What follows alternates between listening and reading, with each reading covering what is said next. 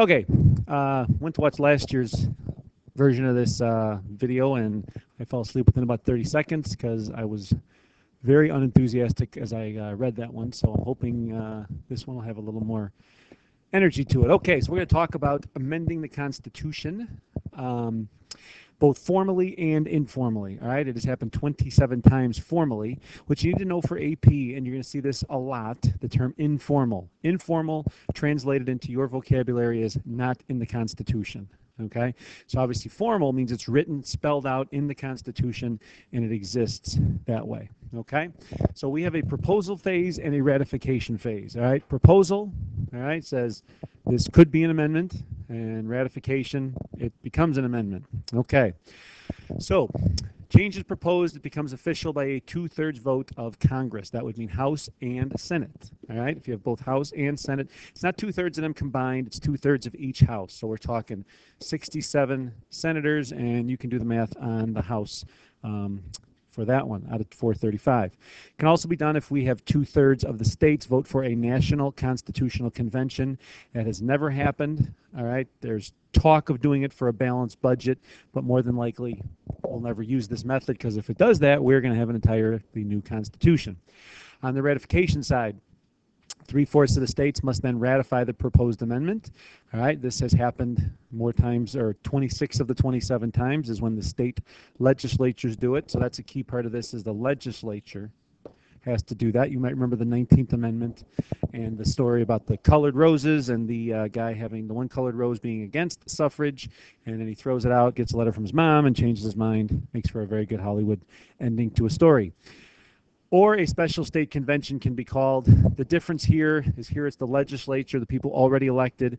For the state convention, the people would choose who goes to this convention. And you can imagine why that passed with the 21st Amendment, because we should all know the number 21 means you get to drink.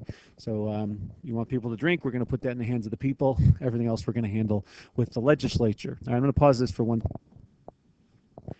Okay, I wanted to share with you a couple of amendments to the Constitution that have been proposed, that have met the first phase but not made it on. There have been 6 total.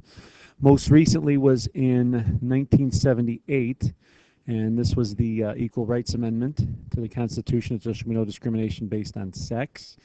I think we know that one. And that was supposed to be passed by 1982. And then the one in 1978 was that D.C. would have a place in Congress, that basically D.C. would get its 3 electoral votes, which happened in the 23rd Amendment, that then it would also get a it would also get 2 senators and 1 representative, but that has failed as well. And D.C. basically will never become a state for a lot of political reasons. There's also one banning child labor under the age of 18. That didn't pass the Congress, didn't pass the states. And then there was one right before the Civil War, basically not allowing Congress to ever abolish slavery, and that didn't pass.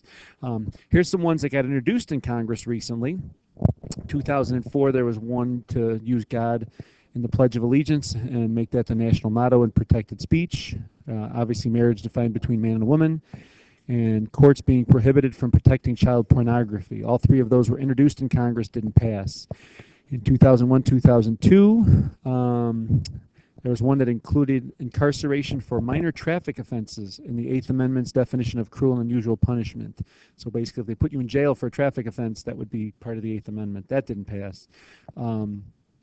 There was one to specify a right to equal high-quality health care. We didn't get that amendment, but we got Obamacare. Require a balanced budget. That was introduced in 2002.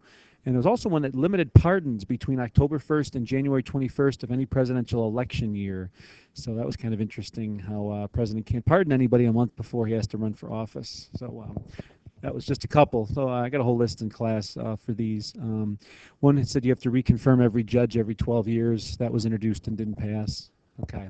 All right, so that's your formal amendment process. Informally, basically it's been done 27 times, but we have several changes with how that is interpreted and how the meanings of the document changes. All right, legislative action is one. All right, Congress has passed a number of acts which brings clarity to the Constitution, changes what it says, okay?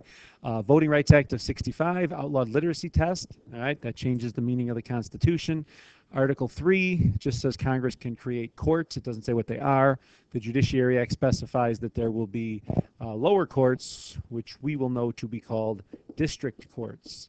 So for a while, we just had district courts and the Supreme Court.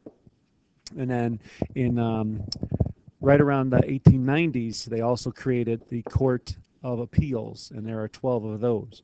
So those have been informal changes by Congress to change how our judicial branch is set up and structured. Okay. Another one is the 435 in the House of Representatives. That's not written anywhere in the Constitution, but they froze that number in 1929. All right. Also, informal amendment process. These are easy to remember because legislative, then executive, and we'll see the next one. All right. Presidents using their powers create informal amendments and expand presidential authority. Okay. Presidents have used executive agreements rather than treaties. The big reason is we get to go around the Senate. We don't need the Senate to approve it. We just do a handshake and it becomes law. Now, Congress could overturn that, but usually presidents will do this saying, I don't have time to negotiate with the Senate. I just have to get this passed. And then they do it, and usually the Senate doesn't object to that. I don't think there's any instance of an executive agreement ever being overridden. Okay. But it's not as formal as a treaty. All right, judicial interpretation is our third one. All right, so people who serve as judges can alter how the Constitution is read and interpreted. Marbury-Madison says nothing, or judicial review is not listed in the Constitution. It took the Supreme Court decision of Marbury-Madison to then clarify what role the court has on appealing a case from the lower courts to the Supreme Court. So legislative action, judicial interpretation, executive action, and our fourth one is social change or customs. All right, and these are just traditions that have happened over time. Okay, they've been incorporated into our system. They're never written in the Constitution, but they just become law. All right, one of those is senatorial courtesy, which is where the Senate gets to nominate a judge in their home state, and the president just okays it. It's kind of backward. Usually the president nominates and the Senate confirms, but Obama might go to a senator from Wisconsin and say, who would you like to be on the court? And then on the district court, and then that Wisconsin judge, senator nominates him, president approves it, and it's all good. The no third term up until the 22nd Amendment was a tradition, okay? And then the filibuster, which is what we do in the Senate when we want to talk a bill to death and kill it. Not written anywhere in the Constitution, but that's part of the Senate rules, and that custom has just changed over time with that one. Another one more recently is the use of the auto pen.